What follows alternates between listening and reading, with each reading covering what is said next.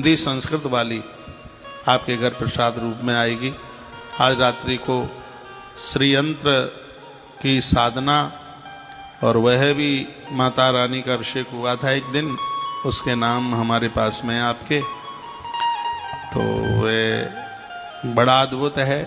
यदि आपसे बन जाए तो हर शुक्रवार को 7 चम्मच घी उसके ऊपर छोड़ना, और जो घी आप इकट्ठा होता है तो उसको आप पूजा पाठ में खाने के काम में मत लीजिए, उसको जलाने के काम में ले लीजिए, हवन के में दिया बाती के काम में ले लीजिए। शुक्रवार को श्री यंत्र का अभिषेक करना, नहीं भी करोगे तो दिक्कत नहीं है, फिर करोगे तो ज़्यादा बढ़िया अच्छा है। तो यहाँ से श्री यंत्र आपको प्रदानित होगा। आप में ऐसे बहुत लोग होंगे जिनके घर में सूर्य चक्र पहुँचा है।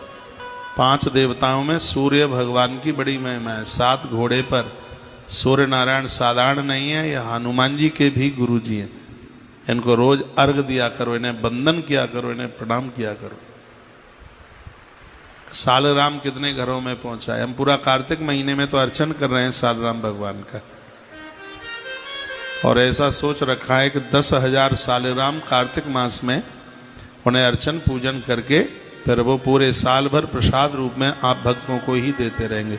इसलिए खरीदना मत, खरीद के तुम ठीक से लाभ ही नहीं पाओगे, क्योंकि आज बाजारगिरी ज़्यादा चलती है ना। आज के टाइम में लोग 21 मुखी रुद्राक्ष, 22 मुखी, 24 मुखी रुद्राक्ष, और उससे पुराण में 14 मुखी से ऊपर कोई है ही नहीं, और खूब धड़ल्ले से बिक रहा है। ये फैक्ट्री में मशीनों से बन रहे हैं। तो काजू टाइप का 1 मुखी रुद्राक्ष घोषित कर दिया, और वही नहीं, 1 मुखी रुद्राक्ष शंख के बराबर होता है, और खूब 2100 रुपये का बिक रहा है। ना समझ वाले खूब ले रहे हैं।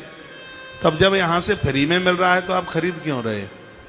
1 मुखी रुद्राक्ष तो बिल्कुल संघ की, वो पूजा जाता है। कहाँ पहनने को, वो तो पूजा जाएगा। पशुपतिनाथ भगवान के मंदिर में 1 मुखी रुद्राक्ष। सब चीजें बिक रही हैं और बड़ी जोर से बिक रही हैं।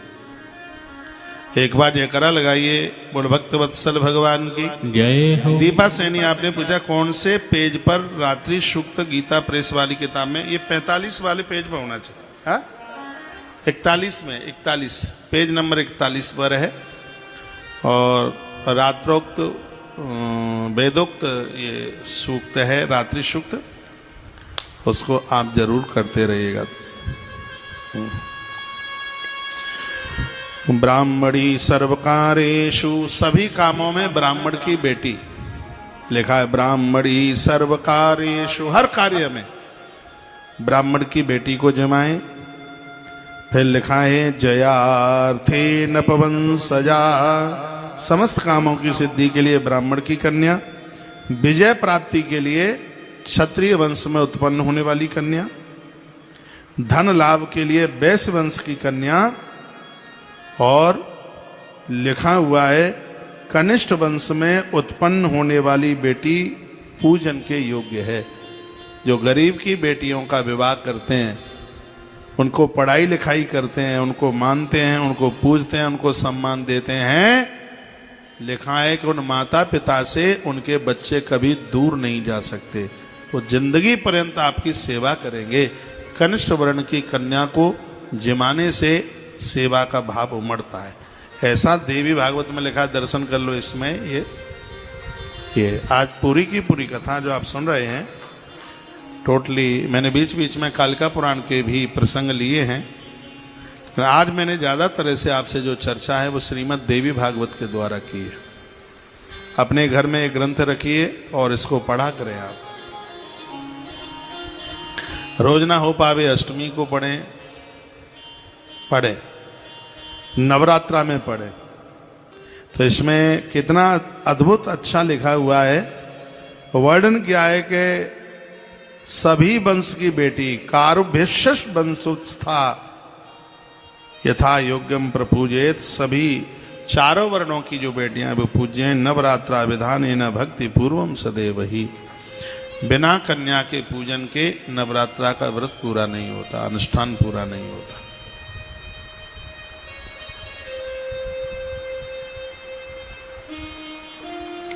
ऐसी महिमा वर्णित की गई है।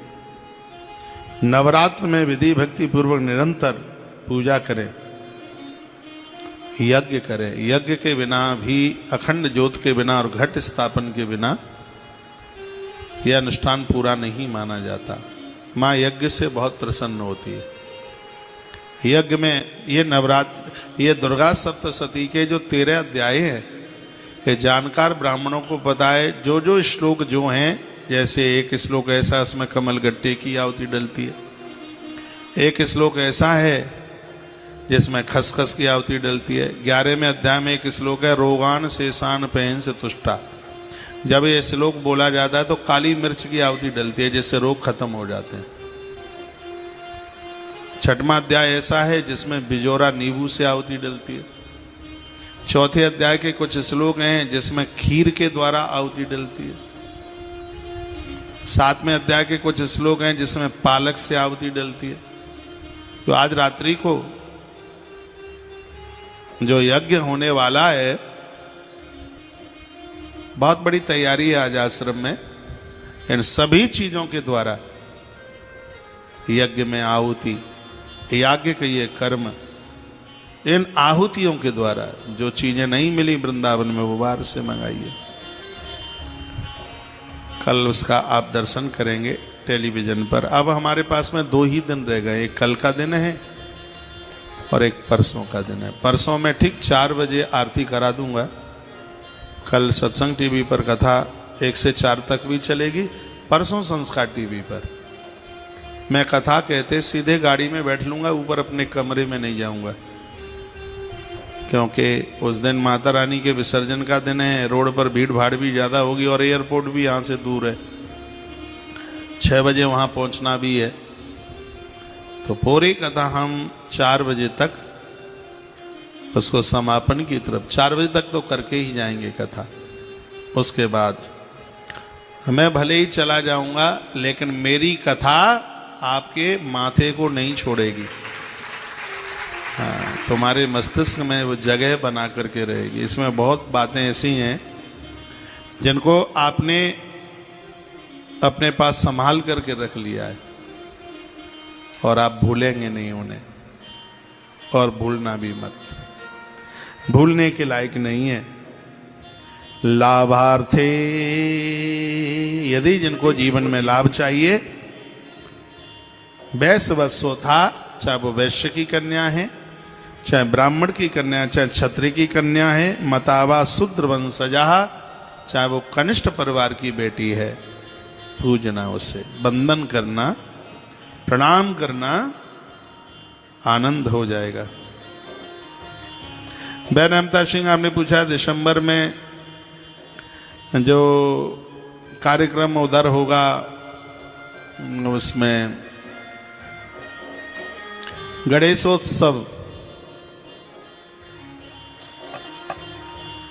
इंदौर में, तो इस डेट को आगे के लिए बढ़ाया जा रहा है। इसलिए बढ़ाया जा रहा है क्योंकि हमारा संकल्प 1.25 लाख गणेश प्रतिमाओं को एक जगह पूजने का है। जो क्या पूरी दुनिया में ऐसा पहली बार होगा, एक ही जगह पर 1.25 लाख प्रतिमाएं गणेश जी की पूजेंगी। और ये भी हम कैंसर हॉस्पिटल के लिए ही इस आयोजन को समर्पित कर रहे हैं। लेकिन दिसंबर तक हमें 12-14 हज़ार ही प्रतिमाएं बन करके मिल रही हैं और संकल्प है 1.25 लाख प्रतिमाओं का। तो कुछ ऐसा है नहीं कि वो दिसंबर में ही होना चाहिए।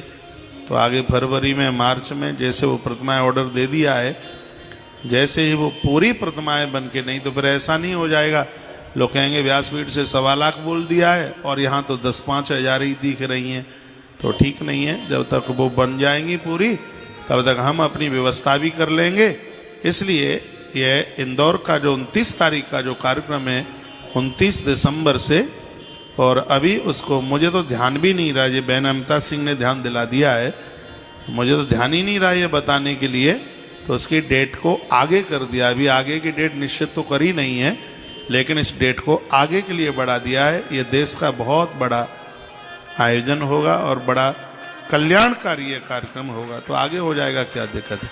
एक बार जयकारा लगाएं, बोलो भक्त वत्सल भगवान की जय हो। आज के आनंद की जय जय हो। जय श्री श्री राधे। राधे श्री राधे श्री राधे। उपवासे सक्तानम नवरात्र व्रते पुनः। देखो कितनी सुंदर बात इसमें कही है, सब आपके ही पक्ष में कही है।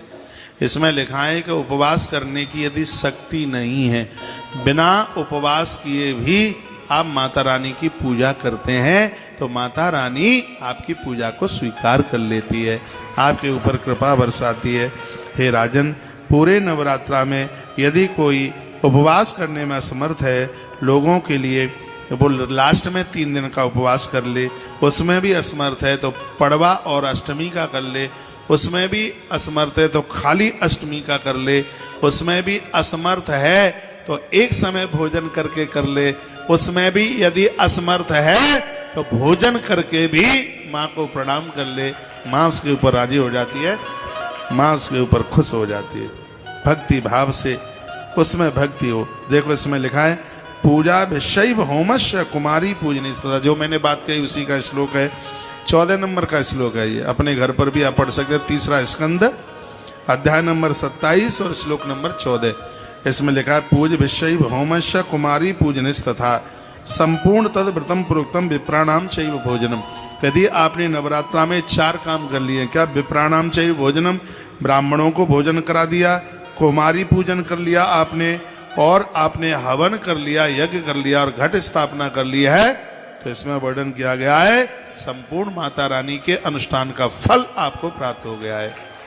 हवन की बात की, होमस्य कुमारी पूजन संपूर्ण तद व्रतम, संपूर्ण व्रत का फल मिल जाता है। विप्राणाम चैव भोजनम, किसी भी अनुष्ठान में ब्राह्मण को भोजन न कराया जावे तो वह अनुष्ठान पूरा नहीं माना जाता।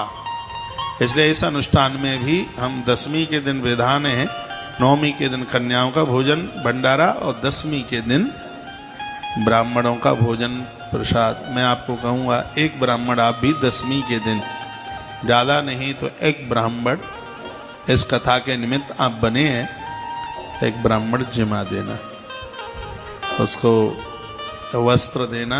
वस्त्र में एक वस्त्र ऐसा हो जिसका रंग लाल हो, रक्त हो। ब्राह्मण का यदि विवाह हो गया है, जोड़े से है, तो उसकी घरवाली के लिए एक साड़ी दे दीजिएगा, उसको दे दीजिए। मैंने तो यहाँ तक पढ़ा है कि उस साड़ी के साथ अंग वस्त्र को दिया जाता है तो उसकी और ज़्यादा महिमा है। अंग वस्त्र में ब्लाउज है, पेटीकोट है, ये अंग वस्त्र में आता है तो उसकी और ज़्यादा उसकी महिमा है। ये सिगरी बातें हमारे सदाचारों में वर्णन किया गया है। घड़ी का कांटा बिल्कुल भाग रहा है और मैं एक मानस की चौपाई बोलता हुआ बाहर टेलीविज़न पर जुड़ने वाले एक चौपाई तो मैं रोज़ बोलता हूँ ना, तो वो बोलनी है मुझे। तो एक बार मैं फिर कहूँगा कि जिनको रजिस्ट्रेशन नंबर आज के अनुष्ठान का मिला नहीं है तो आश्रम के नंबरों पर कांटेक्ट करते हुए वो रजिस्ट्रेशन नंबर ले लें। जिन्होंने मेरे मोबाइल पर मैसेज भेजा है उनको 4:30 बजे के बाद में मैं उन्हें रजिस्ट्रेशन नंबर यहाँ से दे दूंगा। आज के अनुष्ठान के साथ में आप जरूर जुड़िएगा। आप सब लोग जुड़े हैं, इसलिए सेवा कार्यों में भी, पूजा पाठ में भी और कामाख्या की यात्रा करने में भी बहुत ज़्यादा आनंद हो रहा है। बहुत बहुत धन्यवाद रविंद्र जैन जी के लिए, इतना अच्छा कार्यक्रम करा करके आपने हृदय जीत लिया है। बहुत अच्छा लग रहा है, बहुत बढ़िया लग रहा है, मन गदगद हो रहा है। आपके माध्यम से 9 दिन हमें माता रानी के दरबार में रहने का मौका मिल गया है, सौभाग्य मिल गया है। बहुत धन्यवाद।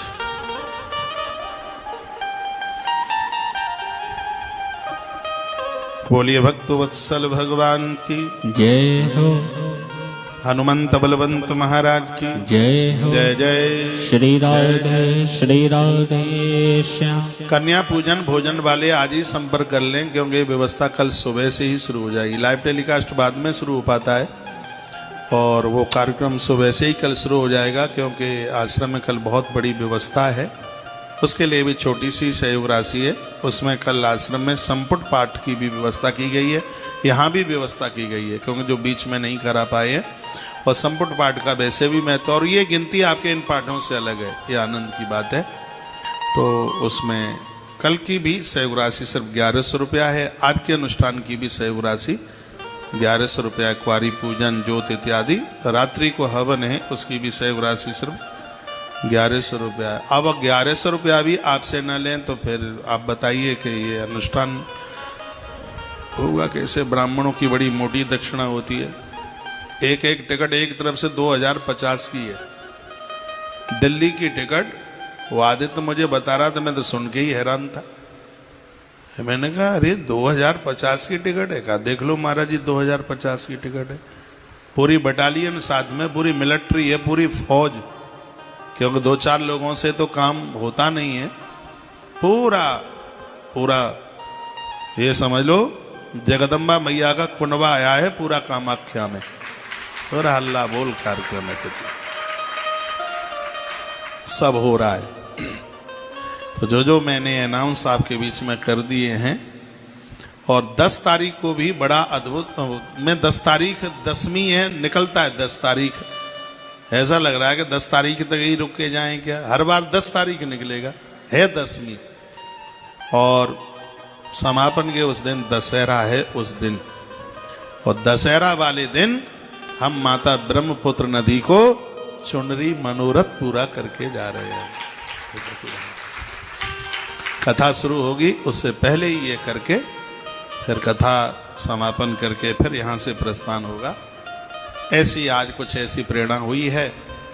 दशहरा है, 10 दिशाएं मुक्ति की खुलती हैं।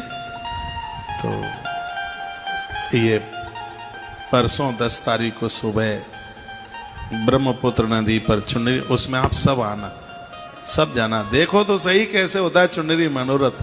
देखो कमाल तो देखो कैसे है। परसों तो सुबह का ही टाइम है, 9 बजे का टाइम है। 9 बजे हम वहाँ पहुँच जाएंगे। आप भी वहाँ 9 बजे आप पहुँच जाना। हाँ, 9 के 9:30 भी चल जाएगा, लास्ट 10 चल जाएगा। इससे लेट मत होना बिल्कुल। वहीं से लाइव कर देंगे, पूरा लाइव दिखा देंगे प्रोग्राम वहाँ से।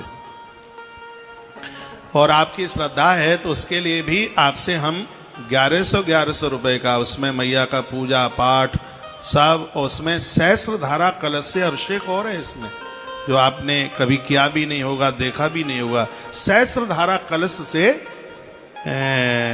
इस सरता का, इस देवी का महाअभिषेक होगा। उसमें सब भोग लगेगा, चुनरी पूजन होगा। तो उसकी भी बस 1100 रुपए की ही उसकी सहयोग राशि रखी गई है। ये चौपाई मेरे साथ बोलिए आप। देवी पूजी पद कमल तुम्हारे, देवी पूजी पद कमल तुम्हारे, सुर नर मुनि सब होहि सुखारे। देवी पूजी पद कमल तुम्हारे, देवी पूजी पद कमल तुम्हारे, सुर नर मुनि सब होहि सुखारे। देवी पूजी पद कमल तुम्हारे, सुर नर मुनि सब होहि सुखारे। देवी पूजी पद कमल तुम्हारे, सुर नर मुनि सब होहि सुखारे।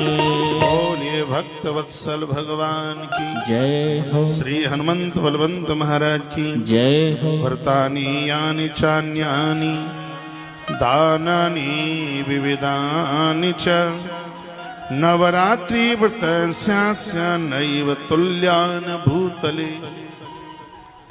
वर्णन किया इस धरती पर नवरात्रा के व्रत के बराबर कोई व्रत नहीं है। इस श्लोक में लिखा है व्रतानि यान चान्यानि दानानि विविधानि च। नवरात्रि में जो आपने ये अनुष्ठान किया है इसके तुल्य कुछ भी नहीं है।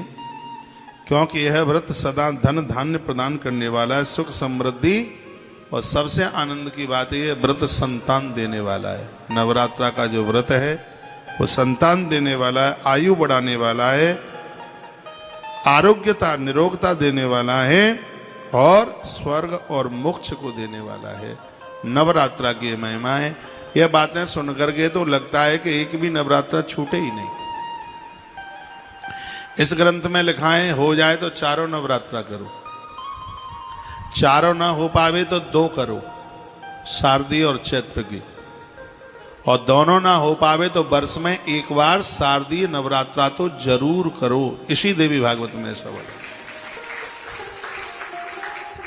ठीक है। आयु आरोग्यदम चैव स्वर्गदम मोक्षदम तथा, उम्र देती है माँ भगवती जगदम्बा। नवरात्रा का व्रत उम्र देता है, उम्र देवे, आरोग्यता देवे, धन देवे, सुख शांति संतान, और मरने के बाद मोक्ष स्वर्ग प्रदानित करने वाला यह व्रत है। फिर लिखा है कि विद्यार्थी वा धनार्थी वा, यदि बच्चे यह व्रत करते हैं तो उनको विद्या मिलती है। हमारे गुरुकुल के छोटे छोटे बच्चों ने 9 दिन का नवरात्रा का व्रत किया और 10वीं को अपना व्रत खोलेंगे। टोटली A to Z सभी बच्चों ने, गुरुकुल के सभी बच्चों ने। उनको पूछा कि तुम सब क्यों कर रहे हो, व्रत पूरा 9 दिन का क्यों कर रहे हो? तो बच्चे कहते हैं महाराज जी ने कहा है कि जो विद्यार्थी नवरात्रा का व्रत करते हैं उनके दिमाग में संपूर्ण विद्या चल के आ जाती है, इसलिए हम करें। सब बच्चों ने नवरात्रा का व्रत किया। विद्यार्थी वा धनार्थी वा पुत्रार्थी वा भवेन्न रहा, लिखा है विद्यार्थियों को ये नवरात्रा का व्रत है वो विद्या देता है। धन प्राप्त करने वालों के लिए धन, पुत्र प्राप्ति के लिए ये नवरात्रा का व्रत उन्हें पुत्र। इनमें मनुष्य किसी की भी कामना जो भी करता है, यम यम चिंतते कामम तम तम प्राप्नोति निश्चितम। नवरात्रा का अनुष्ठान ऐसा यम यम चिंतते, इसमें जो सोचा जाएगा, तम तम प्राप्नोति निश्चितम, ये निश्चित है वह वही प्राप्त कर लेगा जो उसने सोचा है। उसे इस सौभाग्यदायक तथा कल्याणकारी व्रत का विधि पूर्वक अनुष्ठान करना चाहिए। लास्ट में भगवान व्यास ने कहा तेनेदम विदित्पकार्यम व्रतम सौभाग्यदम शिवम, यह व्रत सौभाग्य देता है, सुंदर भाग्य देता है, इसलिए यह व्रत जरूर करना चाहिए, ऐसा वर्णन किया। और सुनो क्या लिखा है, पूर्व जन्मनि नूनम न कृतम व्रतमुत्तमम ते व्याधिनो दरिद्रांश भवन्ति पुत्र वर्जिता।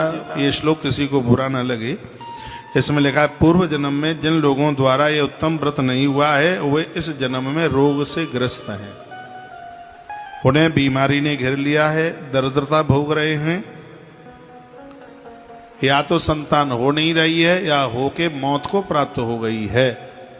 ये माता रानी के इस पूर्व जन्म में व्रत ना करने का ये परिणाम है, ऐसा भगवान वेदव्यास बोले। यदि विश्वास नहीं हो तो 3 स्कंध अध्याय नंबर 27 और श्लोक नंबर 19 नंबर के श्लोक में ये लिखा है ते व्याधिनो दरिद्राशा भवंती पुत्र वर्जिता। संतान का ना होना, दरिद्रता झेलना और बीमारी झेलना, तो इसका परिणाम यह है कि पूर्व काल में माँ भगवती जगदम्बा का व्रत नहीं किया है तो इस जन्म में कर लो। जो इस व्रत को करने में असमर्थ हैं, घर में कोई बीमार हैं और उन्हें बीमारी से मुक्ति नहीं मिल रही है, तो घर के बेटा बहू जो भी घर में हैं उन बीमार लोगों के लिए आप भी ये नवरात्रा का व्रत करके उन्हें समर्पित कर देते हैं तो उन्हें आरोग्यता मिल जाती है, उन्हें निरोगता मिल जाती है। यह महिमा है व्रत की।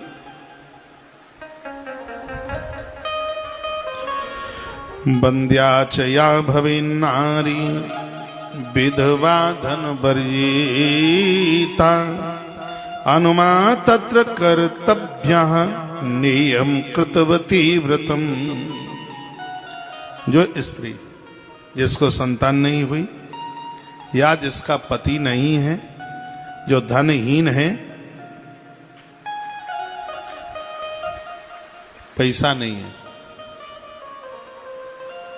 पति के बिना जीवन जीना बहुत ज्यादा मुश्किल है, बहुत कष्टप्रद है।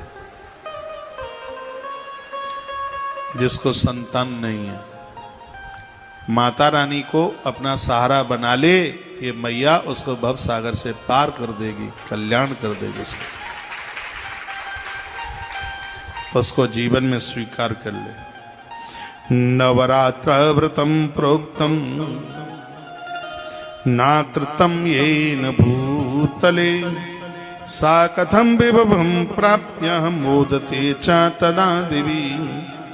इस पृथ्वी लोक में जिस प्राणी ने नवरात्रा व्रत का अनुष्ठान नहीं किया वह इस लोक में वैभव नहीं प्राप्त कर पाएगा, और मृत्यु के बाद वह स्वर्ग कैसे पहुंचेगा। मां की कृपा से ही इष्ट का दर्शन होता है। कल मैंने बोला है, जानकी माता ने मां की कृपा से राम जी को, रुक्मिणी माता ने मां की कृपा से घनश्याम जी को प्राप्त किया, ब्रज की गोपियों ने मां की कृपा से ही नंद नंदन यशोदानंदन भगवान कृष्ण को प्राप्त किया है। तो मां की इतनी बड़ी महिमा है। पूछा गया था राजा जन्मेजय के द्वारा, मां को पूजन विशेष रूप से मां प्रसन्न हो, उसके लिए पूजन किस विधि से कैसे करें, तो कहा रक्त चंदन सम्मिश्रई कोमलई बिल्व पत्र कई। वर्णन है कि चंदन मिश्रित लाल चंदन मां को अति प्रिय है, ये लिखने लायक बात है। लाल चंदन, कोमल बेलपत्र, देखा है कुछ बेलपत्र ऐसे हैं उसके इतने बड़े बड़े पत्ते होते हैं, कुछ ऐसे होते हैं जिसके पत्ते ऐसे मुड़े हुए होते हैं। तो इसमें लिखा है ना तो ज्यादा कठोर ज्यादा बड़ा हो और ना बिल्कुल छोटा हो, बीच का हो, जो पत्ता मुड़ने से हाल ही मुड़ जाए, हवा चले तो वो फहराए, इतना कोमल बेलपत्र हो। स्पष्ट कहा रक्त चंदनी सम्मिश्र कोमलई बिल्व पत्र के, जो कोमल हो, कठुआ कठोर ना हो, छपरा सा बड़ा बड़ा ना हो, बीच का हो, ना बिल्कुल छोटा ना बहुत बड़ा, बीच का बेलपत्र। और उस पर रक्त चंदन से श्री लिख लें, क्लीम लिख लें, ओम लिख लें। ये लिख करके भवानी पूजता येन सा भवे नृपति छितौ, इस धरती पर राजा जैसा वैभव उनका हो जाएगा जिन्होंने मां भवानी को लाल चंदन से बेलपत्र चढ़ाई। परसों के दिन माता कात्यायनी पर ब्रजमंडल में मां कात्यायनी 11,000 बेलपत्र चढ़ाए, छठवीं के दिन। कल 56 भोग लगाए कैला देवी को।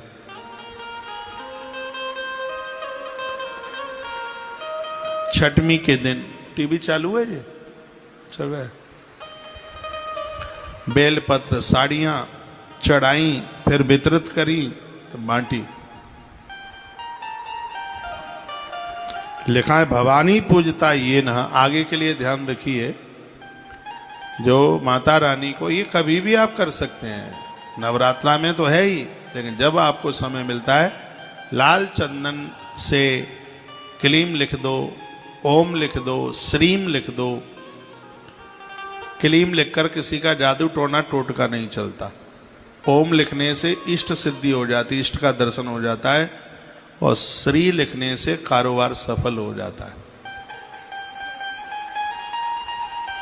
एम शब्द लिखने से बाक सिद्धि हो जाती है, ये सब प्रमाण है इसमें, वाणी खुल जाती है। एम जो नवाड़ मंत्र में पहला ही है ना, ओम एम, बड़ी महिमा है। हरीम जो शब्द है, यह लिखने से आपका धन अधर्म अन्याय में खर्च नहीं होता है, शराबी कबाड़ी पैदा नहीं होती। एक एक अक्षर की बड़ी महिमा है। इसमें से कोई भी बीज मंत्र लिखकर लाल अक्षर लाल चंदन से और माता जी के ऊपर चढ़ाई, लिखा है भवानी पूजिता ये न सा भवे नृपतक्षितौ। माता रानी की कृपा से धरती पर वो राजा की तरह हो जाता है। उसके पास इतनी प्रचुर चीजें होती हैं, किसी भी चीज की उसको कमी नहीं होती। ये मां भगवती की कृपा से ये हो जाता है, पृथ्वी पर राजा की तरह वो होता है। जिस मनुष्य ने दुख तथा संताप का नाश करने वाली, सिद्धियां देने वाली, जगत में सर्वश्रेष्ठ कल्याणकारी मां भगवती की उपासना नहीं की, उसका यह लोक परलोक सब खतरे में होता है। किसी भी देवी देवता के भगत हो, मैं खोलिए, मां को वंदन कीजिए। राम ईश्वर हैं। राम ने किष्किंधा पर जब चातुर्मास कर रहे थे तो एक दिन नारद जी आ गए, देवसी नारद जी। प्रभु श्री राम जी ने कहा था, हे प्रभु, इसी देवी भागवत में कथा है, हे गुरुदेव, मुझे रावण को जीतना है, दशानन को जीतना है।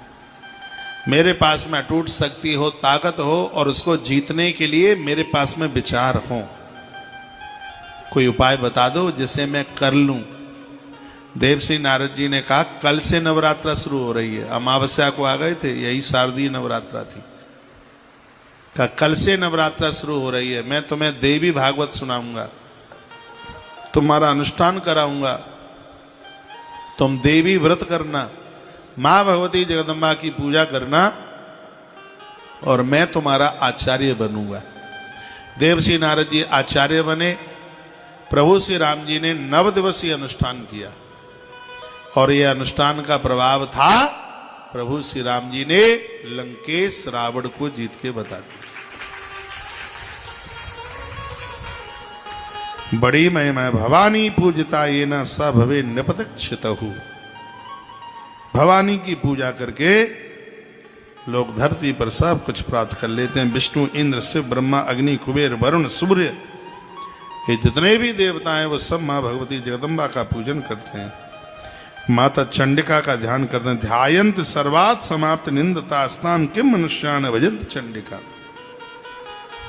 वह धरती पर निंदनीय है, जो भवानी का अपमान करेगा उसके यज्ञ पूरे नहीं होंगे।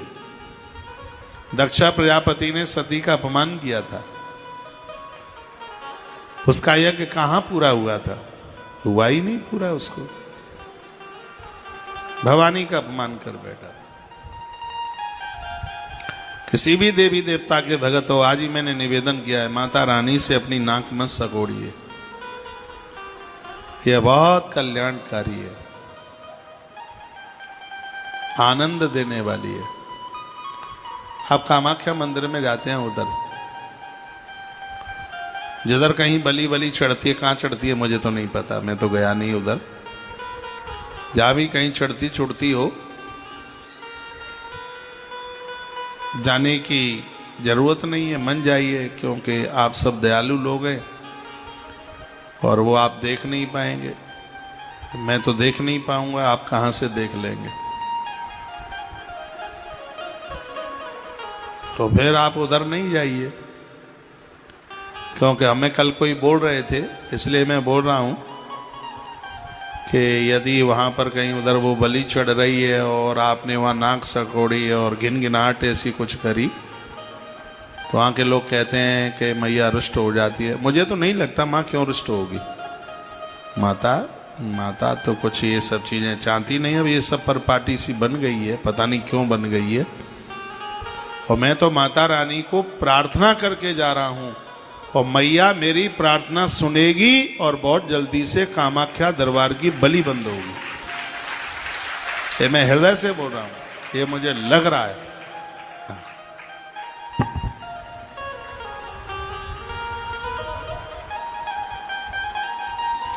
एक बार जयकारा लगाएं, बोलिए कामाख्या माता की जय हो, आज के आनंद की जय हो। स्वाहा स्वधा नाम मनुप्रभावैः स्तोष्यन्त देवा पितरस्तथैव यज्ञेषु सर्वेषु मुदा हरन्ति यन्नाम योग्यम सद्भूमुनिद्राः। देवगढ़ इसी माता को स्वाहा के नाम से और पितरों के लिए इसी को स्वधा के नाम से जाना जाता है। एक दिन मैंने बोला है, मैया की कृपा के बिना ना यज्ञ में देवता संतुष्ट होते, ना मैया के बिना पितर पुरखे पूर्वज प्रसन्न होते। यदि इसलिए पूर्वजों को प्रसन्न करने के लिए, देवताओं को प्रसन्न करने के लिए नवरात्रा का व्रत होना चाहिए, पूजन होना चाहिए। महापातक संयुक्तो नवरात्रा व्रतम चरेम मुच्यते सर्व पापेभ्यो नात्र कार्या विचारणा। इसमें कोई विचारने की बात नहीं है। वर्णन किया गया है कि नवरात्रा का व्रत करने से समस्त पापों से मुक्ति मिल जाती है। इसमें लेस मात्र भी विचार करने की जरूरत नहीं है। वर्णन है इसमें ये बताया गया है। उसके तत्पश्चात इसमें एक अयोध्या के एक किसी व्यक्ति की कथा का वर्णन कर दिया गया। लिखा है, पुरा कश्चित पड़िस दीनो धनहीनो सुदुखिता कुटुंबी चावत कश्यत कौंसले नपसत्तमः। कौंसल देश में दीन धनहीन बहुत ज्यादा दुखी एक बहुत बड़ा कुटुंब वाला एक वैश्य रहता था जिसका नाम था सुशील। अयोध्या में रहता था, बढ़िया था, बणिक वैश्य, और धनहीन था, गरीब था। और आपको पता है कि वैश्य तो पैसा वाले ही अच्छे लगते हैं। बड़े वैश्य, वैश्य के पास धन नहीं हो, सुनो, वैश्य के पास धन नहीं हो, ब्राह्मण के पास ज्ञान नहीं हो, क्षत्रिय की भुजाओं में ताकत न हो, कनिष्ठ के पास सेवा न हो, तो मनुष्य जीवन अधूरा सा लगता है। माइक खोलो, ये बात एक बार फिर रिपीट कर दूं। वैश्य के पास तो धन नहीं हो, क्योंकि वैश्य के द्वारा धर्म कर्म को आगे बढ़ाने की बात कही है।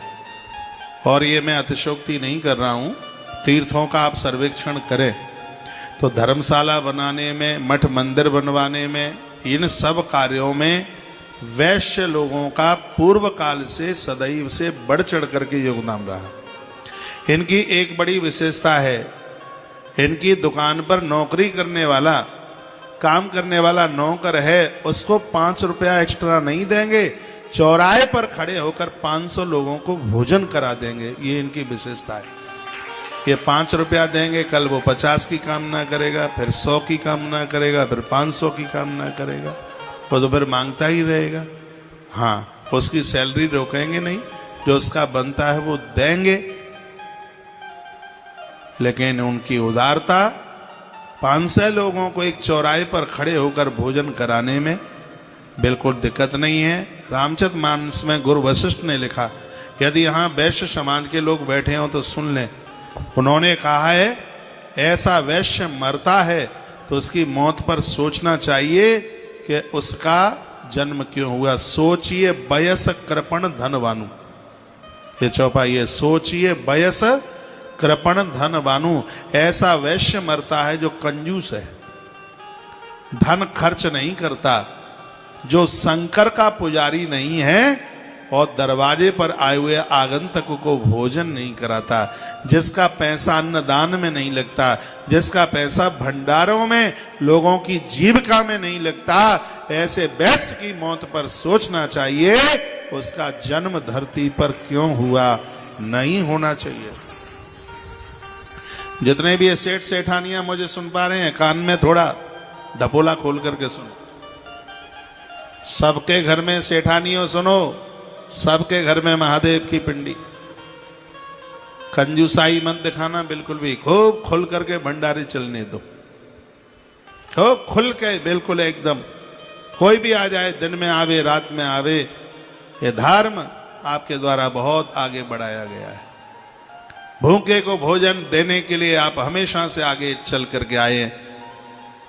भले ही कलयुग नाचे, लेकिन इस कार्य में पीछे मत रहना। नहीं तो गुरुदेव वशिष्ठ साधारण नहीं है, राम के गुरु है। और वो क्या कह के चले गए, सोचिए वैश्य कृपण धनवानु। बढ़िए के घर में जन्म लेने के बाद भी कंजूस है, लोगों को भोजन नहीं कराता, महादेव को वंदन नहीं करता, प्रणाम नहीं करता, तो उसके जन्म पर सोचना चाहिए, इसका जन्म क्यों हुआ। इसका जन्म धरती पर नहीं होना चाहिए था। तो मैं आपको कहना चाहूंगा, ये सेठ तो तभी अच्छे लगते हैं, बाहर निकला हुआ पेट क्षत्रिय का ही, वैश्य का ही अच्छा लगता है, सबकी तोंद बाहर अच्छी नहीं लगती है। क्षत्रिय की छाती और वैश्य का पेट और ब्राह्मण का माथा और कनिष्ठ का घुटना, ये मजबूत होने चाहिए। एक बार फिर कहूं, ब्राह्मण का भाल, क्षत्रिय की छाती, वैश्य का उदर, पेट। ये वैश्य लोग, सेठ लोग कहते हैं हम कुछ खाते ही नहीं है। नारायण के पेट से तुम पैदा हुए हो, बिना खाए रह कैसे लोगे? भूखे नहीं जाते, पराठा दही के संग खा के जाते हो। मैं तो बड़ियों की बहुत कथाएं करता हूं साल भर, तो मुझसे ज्यादा आपको कौन जानता है। मैंने इतनी अग्रवालों की, इनकी सबकी इतनी कथाएं करी और छान दिया पूरा देश, बहुत कथाएं करी। और एक आनंद की बात बताऊं, खाए बिना रहते नहीं है, फिर भी कहते हम कुछ खाते ही नहीं है। ये और देख लो।